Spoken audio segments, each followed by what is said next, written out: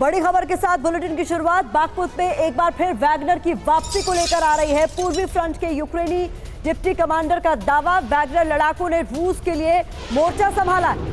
तो ये बड़ी खबर निकलकर सामने आ रही है। वही वैगनर है जिन्होंने बगावत की थी पुतिन के खिलाफ। हालांकि प्रिगोजिन के चले जाने के बाद ये एक बहुत बड़ी खबर है, जहां पर वैगनर लड़ाकों ने एक बार फिर से पुतिन के लिए मोर्चा संभाल लिया।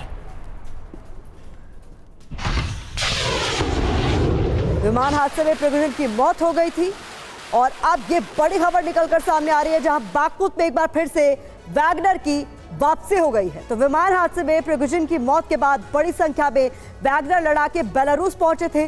बाकी वैगनर लड़ाके अपने कैंपों में थे, कुछ अपने घर लौट गए थे, लेकिन वैगनर एक बार फिर से वॉर जोन में लौट आए हैं। बड़ी जानकारी आपके सामने रख रहे हैं हम। बाखमुत पर कब्जे में वैगनर की अहम भूमिका बहुत महत्वपूर्ण। यूक्रेन जंग में भाड़े पर रूस के लिए लड़ रहा है।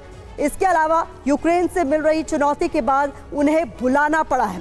बाखमुत के कई इलाकों में यूक्रेन की बढ़त का दावा भी किया जा रहा है। वैगनर के आने से रूसी सेना को बड़ी मदद मिलेगी, ये माना जा रहा है। बगावत के बाद वैगनर पर रूस दुविधा में था। वैगनर में ज्यादातर जेलों में बंद खूंखार अपराधी शामिल हैं। यूक्रेन का दावा 21,000 वैगनर लड़ाके इस युद्ध के दौरान मारे गए। रूसी जवानों को गंवाने से बचाने की कोशिश के तौर पर भी इसे देखा जा रहा है। यूके का दावा वैगनर में 50,000 लड़ाके हैं। रूस के निजी सेना पहली बार 2014 में चर्चा में आए। वैगनर लड़ाकों को लेकर ये बहुत महत्वपूर्ण जानकारी आपके सामने।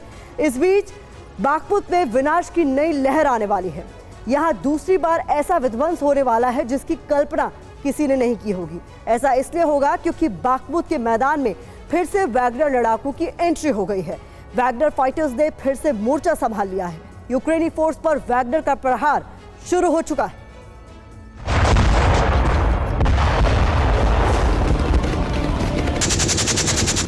क्या बाखमुत में फिर से बहुत बड़ी जंग छिड़ने जा रही है?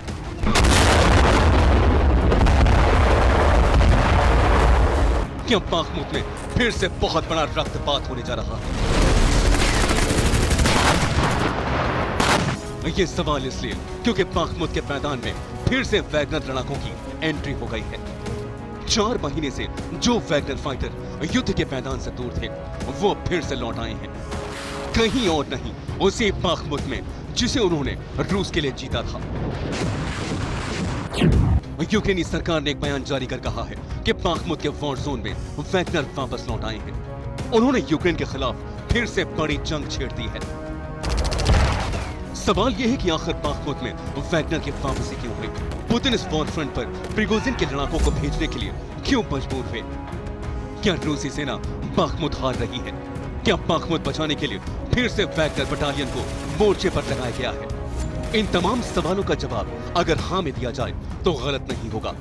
असल में बाखमुत रूसी सेना के हाथ से धीरे धीरे फिसलता जा रहा है और रूसी सेना उसी बाखमुत में कमजोर पड़ती जा रही है जिस पर फिलहाल उसका कब्जा है। Institute for the study of war यानी ISW की रिपोर्ट के मुताबिक बाखमुत में यूक्रेनी सेना को बढ़त हासिल हो गई है। फिलहाल जो हालात हैं वो इस बात के संकेत दे रहे हैं कि यूक्रेनी फोर्स जल्द ही बाखमुत को फिर से अपने कब्जे में ले लेगी। बाखमुत को बचाने में रूसी सेना नाकाम रही है, लिहाजा अब पुतिन ने वैगनर को मोर्चे पर भेज दिया है। वही वैगनर जिन्होंने 4 महीने पहले बाखमुत को जीता था, और वही लड़ाके जिन्हें बाखमुत में युद्ध लड़ने का न सिर्फ शानदार अनुभव है बल्कि वो इसमें एक्सपर्ट भी हो चुके हैं।